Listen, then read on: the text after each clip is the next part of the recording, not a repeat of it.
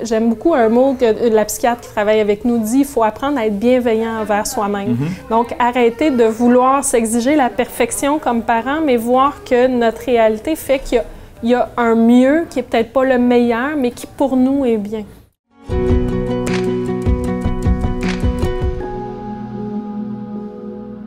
Catherine Taillefer est obstétricienne gynécologue ici au CHU Sainte-Justine. Elle travaille particulièrement avec les grossesses à risque, en éthique. Elle s'intéresse beaucoup à la santé psychique des mères qui accouchent, des mères enceintes et des mères qui ont un petit bébé.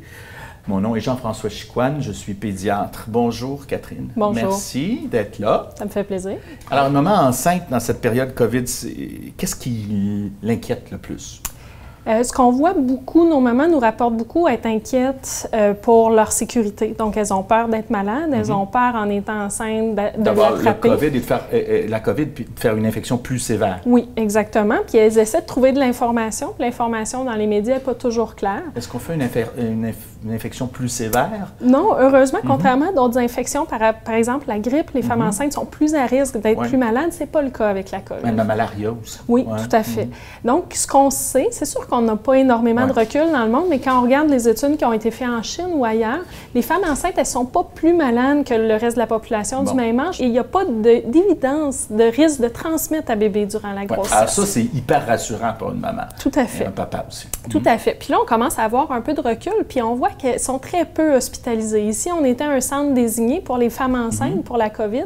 On a eu très, très peu de femmes enceintes hospitalisées avec la COVID et on n'a, à ma connaissance, pas eu, sauf exception, de nouveau-nés atteints ou infectés. En Chine, en mars-avril, ils séparaient la maman de l'enfant, même si elle voulait l'allaiter. Nous, on n'a jamais fait ça ici. Hein? Jamais. Même les mamans qui étaient positives, on les gardait en cohabitation. Donc, s'ils étaient dans un hôpital où il n'y avait pas de chambre privée, ils étaient transférés dans un hôpital où ils pouvaient être isolés dans une chambre privée, mais la maman et le bébé restaient toujours ensemble, puis on a toujours encouragé l'allaitement parce que le virus, il n'est pas présent dans le lait maternel. Donc, on demandait à la maman infectée de mettre un masque, de bien se laver les mains, mais de poursuivre son allaitement parce que les bénéfices de l'allaitement dépassaient clairement le risque de transmission du virus au bébé. Donc, avant l'accouchement, j'imagine que ça a donné beaucoup d'anxiété, beaucoup de détresse. Après l'accouchement, des petites déprimes. Est-ce que les fameux baby blues, est-ce que éventuellement les dépressions post-accouchement ont été, tu penses, plus grandes dans ce contexte fragilisant? Oui. La dépression postpartum est à différencier du blues postpartum. Donc, c'est très normal d'avoir une humeur très variable. Une personne sur deux facile. Exactement. Dans les 2 premières semaines qui suivent l'accouchement, d'avoir une alternance d'émotions heureuses, d'émotions tristes, de colère, d'agressivité, qui est tout à fait normale. La dépression, c'est une persistance d'humeur triste, déprimée ou agressive avec perte d'intérêt, avec... Perte d'intérêt pour le bébé. Pour le bébé, pour la vie en général, beaucoup de tristesse souvent. Puis c'est un état qui est persistant au-delà de 2 semaines, qui est très dramatique parce que c'est une période où le bébé a vraiment besoin d'un investissement. On est super fatigué, on peut avoir un allaitement qui est difficile, on peut récupérer d'un accouchement qui peut être difficile. Et la présence des proches peut être ultra précieuse pour amener du support dans ce temps-là qui, en période de COVID, est difficile. Et les chiffres actuels nous montrent que c'est augmenté, c'est plus fréquent probablement du tiers de plus à cause de cette période-là. De la perte d'écosystème autour. Oui, tout à fait. Actuellement, on est-tu comme un peu en vitesse de croisière? On reprend un peu la vie, mais dans un monde nouveau, dans une organisation des accouchements puis du postpartum qui est fort différent. Fort différent. Et je dirais qu'il y a d'autres sources d'anxiété qui peuvent émerger de ce déconfinement-là qu'on vit actuellement, parce qu'on voit les gens sortir, on voit...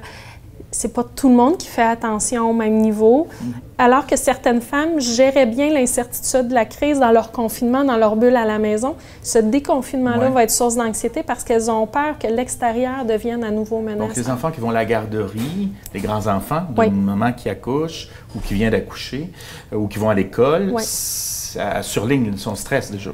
Tout à fait. Puis actuellement, les recommandations de la santé publique sont que si on est enceinte, de ne pas envoyer les enfants plus vieux à la garderie.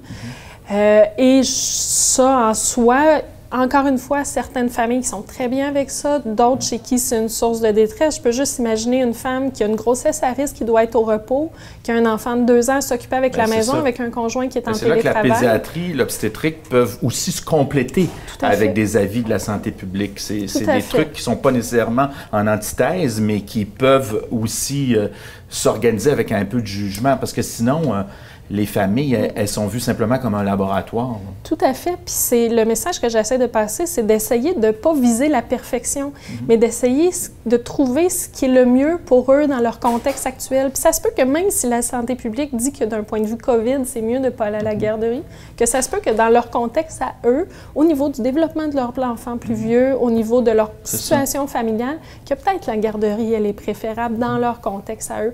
Donc, il faut voir ça plutôt dans une vision plus globale de la santé. Et comme parents, on a le droit de mettre des limites aux gens autour. Il y a ça aussi, on se sent coupable. Il y a plein de monde. Des fois, on voit ça, puis pas juste en période de COVID. Là, on accouche, puis tout le monde vient, puis il y a plusieurs visiteurs, puis les parents sont épuisés.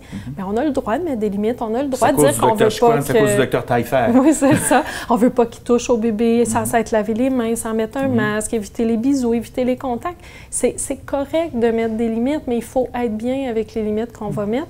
Et c'est se respecter aussi de faire ça, puis ça nous donne un certain contrôle sur la situation. Plus notre camp de base est solide, plus on peut se permettre de rêver à l'Everest. C'est ce qu'on nous souhaite tous et chacun.